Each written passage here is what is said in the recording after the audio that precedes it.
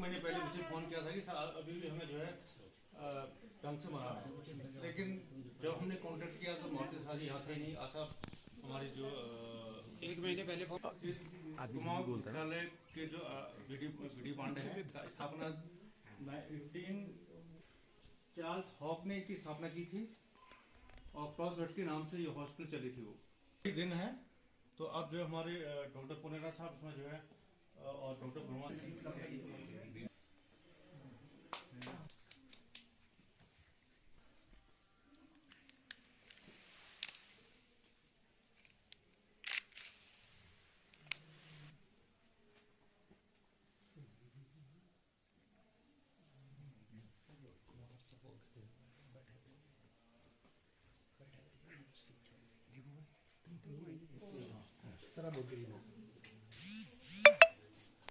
यहाँ से निकालते साइड से निकालते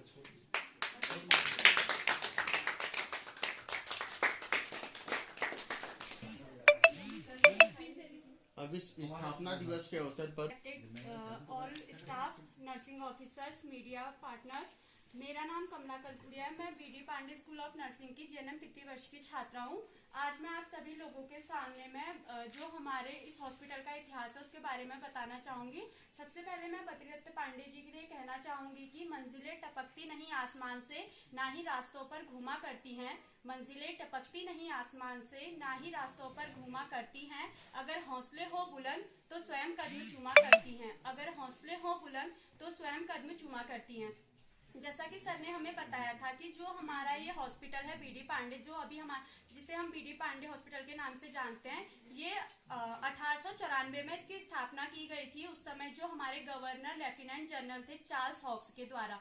तो उस समय क्या था, जो हमारा ये बीडी पांडे हॉस्पिटल था ये ब्लैक इंडियंस के लिए था, यानी कि जो यहाँ के स्थायी रूप से जो भारतीय लोग थे उनके लिए बना था। और जो हमारा रेमजे हॉस्पिटल जीबी पंत के नाम से प्रसिद्ध है, वो हॉस्पिटल जो हमारे अंग्रेज थे उनके लिए बनाया गया था। तो जब तक हमारा देश आजाद नहीं हुआ था तो तब तक इस हॉस्पिटल को क्रॉस टू बेड के नाम से जाना जाता था। फिर जैसे हमारा देश 15 अगस्त 1947 को तमाम जतन के बाद आजाद हुआ, तो उसके बाद 1957 में जो हम जानते हैं कि जो हमारा उत्तर प्रदेश और जो उत्तराखंड था उस समय संयुक्त राज्य था। तो उस समय जो हमारे पहले मुख्यमंत्री थे पंडित गोविंद बल्लभ पंत जी ने, उन्होंने स्थानीय लोगों की मांग पे इस हॉस्पिटल का नाम कुमाऊं केसरी बद्रीदत्त पांडे जी के नाम से रखा, क्योंकि जो बद्रीदत्त पांडे जी थे वो एक स्वतंत्रता संग्राम सेनानी थे जिन्हें की कुमाऊं केसरी के नाम से जाना जाता है। इनकी जो प्रसिद्ध पुस्तक है ये एक तरह के वैद्य भी थे और जो इनका लेखन में इनका बहुत ही बचपन से ही ध्यान था। तो इन्होंने कुमाऊं का इतिहास नाम की एक पुस्तक लिखी थी। इनके तमाम कार्यों को देखते हुए ही इनके नाम से आज उत्तराखंड के तमाम जिलों में इनके नाम से जो डिस्ट्रिक्ट हॉस्पिटल है उनको बनाया गया है और हर्षोल्लास के साथ इस दिन को याद किया जाता है, अच्छा इलाज मिल सके और वो आगे बढ़ सके। तो मैं सभी के लिए फिर से अपनी पहली पंक्तियों को दोहराना चाहूंगी। बात कर रहे हैं इस अस्पताल की, यानी कि अस्पतालों की श्रृंखला कैसे शुरू हुई और नैनीताल की श्रृंखला कैसे शुरू हुई। उसी क्रम में मेरे पास सारी डिस्कवरी है, चाहे नैनीताल का बर्थडे हो, 18 साल से वो चल रहा है। उसके अलावा राजभवन का बर्थडे है, वो भी मेरी देन है। और उसके अलावा ये 4-5 साल हो गए इसको भी ये चल रहा है। तो अब मिशन क्रॉस द वेट की जरूरत क्या पड़ी, मतलब मिशन क्रॉस द वेट कौन थे? Sir Charles Hawkes Crosthwaite lieutenant north west province उत्तरी। तो उसमें जो 6th कुमाऊं कमिश्नर है मेजर जनरल हेनरी रैमजे, उन्होंने यूरोपियंस के लिए एक बड़ा शानदार हॉस्पिटल नैनीताल में था और आगरा, अवध, लखनऊ, मतलब चारों तरफ से उससे इलाज कराने के लिए लोग यहाँ पहुँचते थे। लेकिन जो लोकल लोगों के लिए था उस समय यहाँ पर बहुत समस्या थी। तो उसके लिए नॉर्थ वेस्ट प्रोविंस के लेफ्टिनेंट गवर्नर और आगरा अवध के chief commissioner sir Charles Crosthwaite ने इसकी स्थापना की 1894 में 17 अक्टूबर के दिन, ताकि उस समय जो आपको मजे की बात है ना, आप यहाँ पे डॉक्टर हैं और हमारे स्टाफ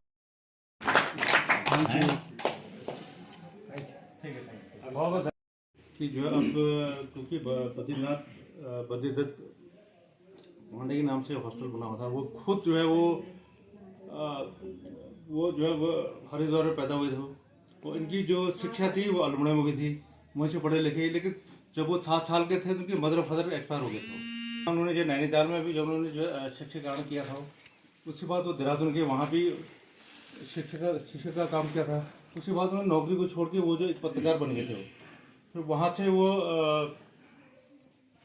फिर जब अल्मोड़ा आए तो उन्होंने जो है एक अल्मोड़ा उसमें पेपर निकलते थे वो, तो उस पेपर के माध्यम से जो है लोगों को संदेश देना चाहते थे कि जो है एक आज़ादी की लड़ाई लड़ने के लिए।